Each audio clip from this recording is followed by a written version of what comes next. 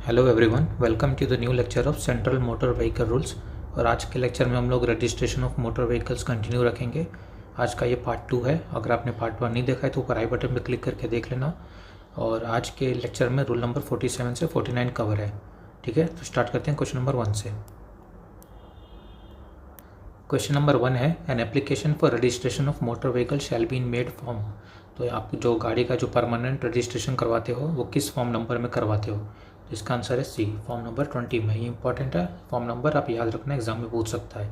और एक और बात, जब क्वेश्चन में सिर्फ रजिस्ट्रेशन की बात हो तो ये परमानेंट रजिस्ट्रेशन की बात कर रहा है, यहाँ पर टेम्पोररी रजिस्ट्रेशन की बात नहीं हो रही है। जब नॉर्मल रजिस्ट्रेशन वर्ड मैंशनड हो तो ये बात आप याद रखना। Temporary registration is an exception case, वो एक अलग केस है।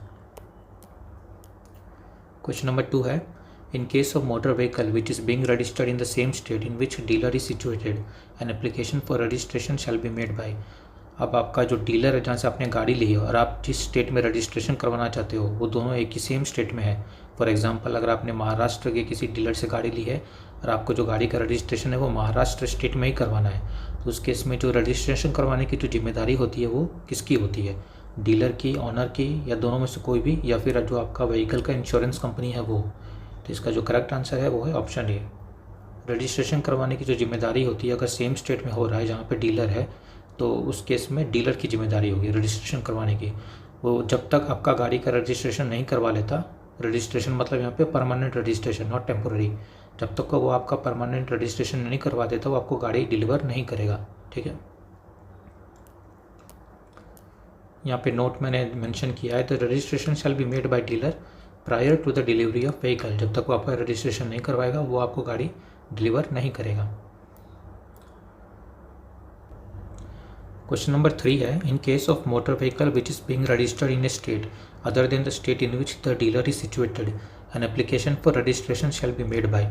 अब यहाँ पे अलग केस आ गया। फॉर एग्जाम्पल, आपने महाराष्ट्र के, एक सेकेंड, आपने महाराष्ट्र के किसी डीलर से गाड़ी खरीदी, लेकिन आप हो कर्नाटका के, कर्नाटका स्टेट से बिलोंग करते हो और आपको अपनी गाड़ी कर्नाटका ले जाके रजिस्ट्रेशन करवानी है।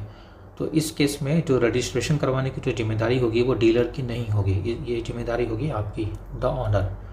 और एक और बात कि यहाँ पे जो रजिस्ट्रेशन की बात हो रही है वो मैंने पहले ही बताया था, परमानेंट रजिस्ट्रेशन की बात हो रही है। ठीक है, तो अगर आप दूसरे स्टेट में जाकर रजिस्ट्रेशन करवा रहे हो तो ये आपकी जिम्मेदारी होगी। लेकिन यहाँ पे एक कैच है, कैच मैं आपको यहाँ पे नोट में बताता हूँ।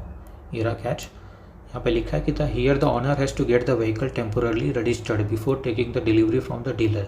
The dealer won't deliver the vehicle until it is temporarily registered. तो आपको मैंने शायद पिछले लेक्चर में बताया होगा कि जो आपका रूल नंबर 42 कहता है वो कहता है कि डीलर आपको गाड़ी डिलीवर करेगा ही नहीं जब तक वो परमानेंट रजिस्टर्ड ना हो जाए या फिर टेम्पोरली रजिस्टर्ड ना हो जाए। तो अगर सेम स्टेट में है, मतलब दोनों चीज़ सेम स्टेट में, जहाँ से आपका जो डीलर है और जहाँ पे आपको रजिस्ट्रेशन करवाना है वो सेम स्टेट है दोनों, तो उस केस में डीलर आपको परमानेंट रजिस्ट्रेशन करवा के दे देगा। लेकिन अगर डिफरेंट स्टेट हो गया तो उसमें ये करना होगा कि फॉर एग्जांपल आपने महाराष्ट्र से गाड़ी लिया और आपको जाके कर्नाटका में रजिस्ट्रेशन करवाना है, आपको पहले यहाँ पे महाराष्ट्र में टेम्पोररी रजिस्ट्रेशन के लिए अप्लाई करना पड़ेगा। आप वो गाड़ी का टेम्पोररी रजिस्ट्रेशन करवाओगे, वो वेबसाइट पे हो जाता है ऑनलाइन, फिर आप गाड़ी लोगे। ठीक है, तभी आपको डीलर आपको गाड़ी देगा, जब तक एटलीस्ट टेम्पोरली रजिस्टर्ड नहीं हो जाता। फिर आप गाड़ी लोगे, फिर जाओगे कर्नाटका में, फिर वहाँ पे आप परमानेंट रजिस्ट्रेशन के लिए अप्लाई करोगे। ठीक है, ये कैच है। तो बात याद रखना, जब दो स्टेट अलग अलग हो जाए, मतलब डीलर आपका एक स्टेट में हो और आपको रजिस्ट्रेशन किसी और स्टेट में करवाना हो, तो जो रजिस्ट्रेशन करवाने की जो जिम्मेदारी होती है वो ऑनर की होती है। और इस केस में आपको पहले टेम्पोररी रजिस्ट्रेशन, मतलब रजिस्ट्रेशन के लिए अप्लाई करना होगा गाड़ी का, तभी डीलर आपको गाड़ी डिलीवर करेगा। और फिर आप वहाँ से अपने स्टेट में गाड़ी ले जाओगे, वहाँ पे आप परमानेंट रजिस्ट्रेशन के लिए अप्लाई करोगे। क्वेश्चन नंबर 4 है, in the previous question the application for the registration shall be made by owner within a period of dash days from the date of taking the delivery of such vehicle. ठीक है, previous question में हम लोगों ने पढ़ा था, for example Maharashtra के किसी डीलर से गाड़ी ली और आप कर्नाटका में जाके रजिस्ट्रेशन करवा रहे हो, तो आपको यहाँ पे कुछ नंबर ऑफ डेज मिलता है। इतने दिनों के अंदर आप डिलीवरी लेने के, इतने दिनों के अंदर आपको रजिस्ट्रेशन करवाना पड़ेगा परमानेंट आपके स्टेट में। तो कितना दिन होता है? इसका आंसर है B, within a period of 7 days आपको परमानेंट रजिस्ट्रेशन के लिए एप्लीकेशन देना होता है अपने स्टेट में। ठीक है, ये बात आप याद रखना। वीडियो में आगे बढ़ने से पहले मैं ये कहना चाहूँगा कि आप लोगों में से जितने लोग भी मेरे वीडियोस देखते हैं उनमें से 20% से कम लोगों ने ही मेरा चैनल सब्सक्राइब करके रखा है। सो प्लीज़ आपसे रिक्वेस्ट है कि सब्सक्राइब करिए, इससे मुझे मोटिवेशन मिलेगा और वीडियोस बनाने के लिए। So back to the video. Question number 5 है, the application for registration in form 20 shall be accompanied by the following documents. जो आप रजिस्ट्रेशन के लिए जो एप्लीकेशन देते हो उसमें कौन कौन से डॉक्यूमेंट्स चाहिए होते हैं।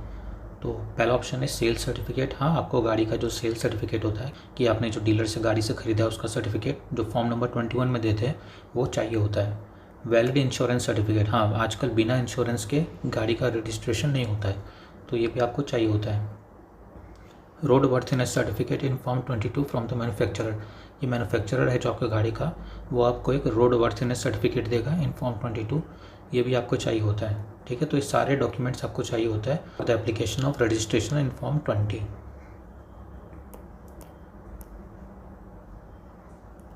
क्वेश्चन नंबर 6 है, choose the correct statements regarding documents needed for application of registration.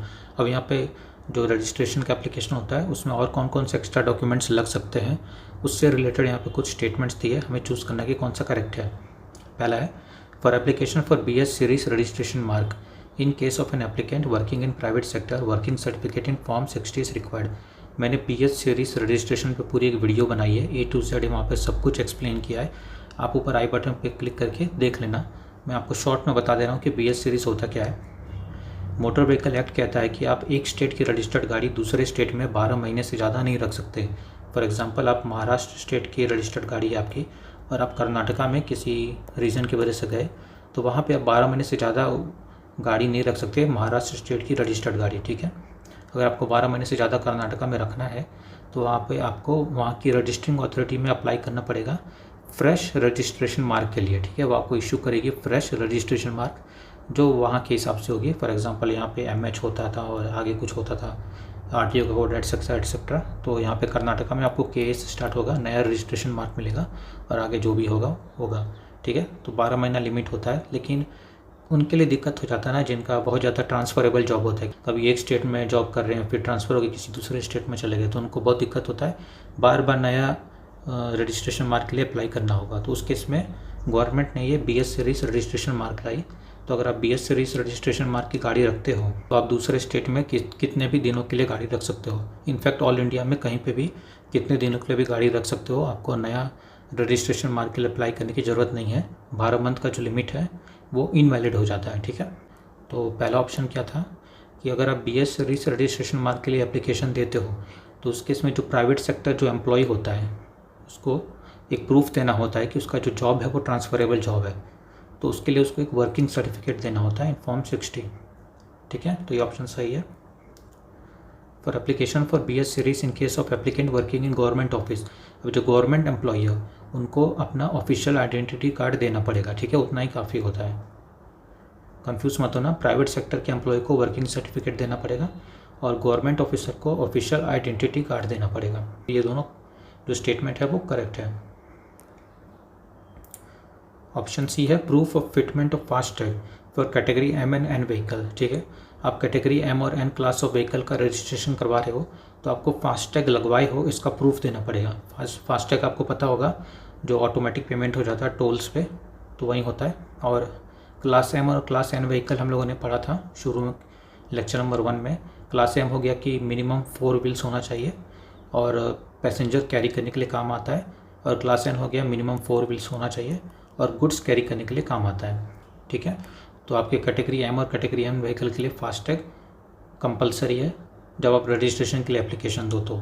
Option D है, proof of fitment of vehicle tracking device for public service vehicle. Public service vehicle मतलब कोई भी गाड़ी जो पैसेंजर कैरी करने के लिए काम आती है, भाड़े पे चलाने के लिए, तो उसमें आपको प्रूफ देना पड़ेगा कि आपने व्हीकल ट्रैकिंग डिवाइस ये सिस्टम लगा के रखा है। ठीक है, तो ये बात भी आप याद रखना है। चारों ऑप्शन सही है, तो इसका जो आंसर होगा वो होगा all of the above. Question number 7 है, the date of registration of motor vehicle shall be. जो आपका सर्टिफिकेट ऑफ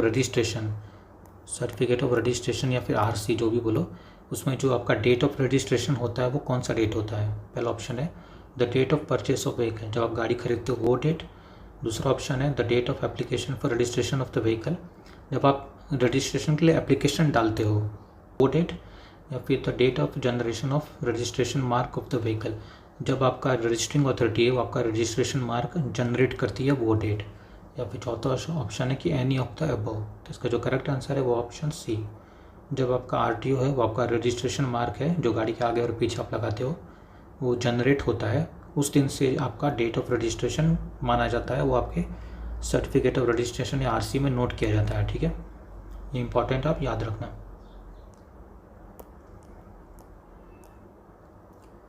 क्वेश्चन नंबर 8 है the certificate of registration of a transport vehicle shall be issued electronically to the registered owner only after recording the certificate of fitness within a period of dash working days from the date of receipt of such an application। जो आपका transport vehicle का जो registration होता है उस case में आपको certificate of fitness देना पड़ता है। और आप याद रखना कि जब तक आपका सर्टिफिकेट ऑफ फिटनेस वैलिड रहता है तब तक आपका रजिस्ट्रेशन वैलिड माना जाता है। भले आपकी गाड़ी रजिस्टर्ड हो गई, उसके बाद अगर आपका सर्टिफिकेट ऑफ फिटनेस एक्सपायर हो गया, तो जब एक्सपायर हो गया और आपके पास कोई करंटली कोई सर्टिफिकेट ऑफ फिटनेस गाड़ी का नहीं है तो आपका रजिस्ट्रेशन इनवैलिड माना जाएगा। ठीक है, तो यहाँ पे ये पूछा कि जब रजिस्ट्रेशन के लिए एप्लीकेशन दे रहे हो ट्रांसपोर्ट व्हीकल का, तो उसके एप्लीकेशन के कितने दिनों बाद आपको सर्टिफिकेट ऑफ फिटनेस क्या कहते हैं कि देना पड़ता है वहाँ पे जाके, तभी आपका जो रजिस्टरिंग अथॉरिटी है वो आपको इलेक्ट्रॉनिकली मतलब पोर्टल पे या वेबसाइट पे आपको जो सर्टिफिकेट ऑफ रजिस्ट्रेशन है वो इशू करेगी। तो इसका आंसर है बी। 2 दिनों के अंदर आप एप्लीकेशन देते हो, फर्स्ट टाइम एप्लीकेशन दिए उसके अगले 2 दिनों के अंदर आपको सर्टिफिकेट ऑफ फिटनेस देना पड़ेगा रजिस्टरिंग अथॉरिटी को, वो रिकॉर्ड करेगी सर्टिफिकेट ऑफ फिटनेस, उसके बाद आपका इलेक्ट्रॉनिकली इश्यू होगा certificate of registration in case for transport vehicle. यहाँ पे नोट में मैंने लिखा है कि a new transport vehicle comes with A fitness certificate valid for 2 years. ठीक है, जो आप नई गाड़ी लेते हो उस केस में फिटनेस सर्टिफिकेट आता है 2 साल की वैलिडिटी के साथ, उसके बाद आपको वापस से रिन्यू कराना होता है। क्वेश्चन नंबर 9 है consider the following statements. A motor vehicle sold by an authorized dealer shall not require production before registering authority at the time of registration. अगर आप एक गाड़ी जो आपकी गाड़ी है वो एक ऑथोराइज्ड डीलर से परचेज करते हो तो आपको रजिस्टरिंग अथॉरिटी के पास गाड़ी ले जाने की दिखाने की जरूरत नहीं है इंस्पेक्शन के लिए या कुछ के लिए भी for the purpose of registration. दूसरा है motor vehicle even if sold by authorized dealer shall be required. ये कह रहे हैं कि अगर आप ऑथोराइज्ड डीलर से भी गाड़ी लेते हो तो आप फिर भी आपको रजिस्टरिंग अथॉरिटी के पास गाड़ी ले जाने की ज़रूरत है। जो करेक्ट इसका स्टेटमेंट है वो है ऑप्शन 1। ठीक है, अगर आप ऑथोराइज्ड डीलर से गाड़ी लेते हो तो आपको गाड़ी ले जाने की ज़रूरत नहीं है, इनफैक्ट डीलर खुद करके दे देता है। ठीक है, तीसरा है an officer not below the rank of regional transport officer may randomly inspect any vehicle at the premises of dealer. Dealer के पास जो शोरूम है या जो भी उसका है इन्वेंट्री, वहाँ पे ये लोग जो अपनी गाड़ी रखते हैं तो उसका इंस्पेक्शन मोटर व्हीकल डिपार्टमेंट के ऑफिसर कर सकते हैं। तो वहाँ पे उसकी जो मिनिमम रैंक होनी चाहिए वो होती है रीजनल ट्रांसपोर्ट ऑफिसर। ये स्टेटमेंट 3 कह रहा है। स्टेटमेंट 4 कह रहा है कि जो मिनिमम जो रैंक होती है वो होती है मोटर व्हीकल इंस्पेक्टर। तो इसका जो करेक्ट ऑप्शन है वो है ऑप्शन 4। ठीक है, मिनिमम जो रैंक होती है वो मोटर व्हीकल इंस्पेक्टर की रैंक होती है। मोटर व्हीकल डिपार्टमेंट का जो ऑफिसर होता है अगर उसकी rank minimum motor vehicle inspector की है तो वो जाके डीलर के पास जो गाड़ियाँ होती है उसको इंस्पेक्ट जाके कर सकता है। ठीक है, जो मिनिमम रैंक होती है मोटर व्हीकल इंस्पेक्टर। ये रीजनल ट्रांसपोर्ट ऑफिसर होता है, ये मोटर व्हीकल इंस्पेक्टर के ऊपर आता है तो ऑब्वियसली ये भी कर सकता है। यहाँ पे मिनिमम रैंक पूछे तो जो ऑप्शन 4 है वो सही हो जाएगा। तो क्या क्या सही हुआ 1 और 4 बी। क्वेश्चन नंबर 10 है the registering authority issues the certificate of registration in the name of the owner in form dash. जो आपका आरसी इश्यू होता है या फिर सर्टिफिकेट ऑफ रजिस्ट्रेशन वो किस फॉर्म नंबर में इश्यू होता है। इसका जो करेक्ट आंसर है वो ऑप्शन डी 23A। ठीक है, 23 मत करके आ जाना। 23 पुराने ज़माने में चलता था, पेपर के फॉर्मेट में आपको आरसी मिलता था, अब ये बंद हो गया है। अब ये ऐसा कुछ मतलब 23 फॉर्म नंबर करके कुछ नहीं है, ये ओमिटेड है, बंद हो गया। अब सिर्फ आपको 23A में मिलता है। ठीक है, यहाँ पर मैंने नोट करके लिखा है कि जो 23A होता है वो सर्टिफिकेट ऑफ रजिस्ट्रेशन होता है, वो लैमिनेटेड कार्ड टाइप में होता है, विदाउट चिप या फिर स्मार्ट कार्ड टाइप में होता है। सो बस इतना ही था आज के लेक्चर में, और आपको अच्छा लगा तो प्लीज़ लाइक शेयर सब्सक्राइब कर देना, और फिर मिलते हैं फिर अगले लेक्चर में। So thanks for watching.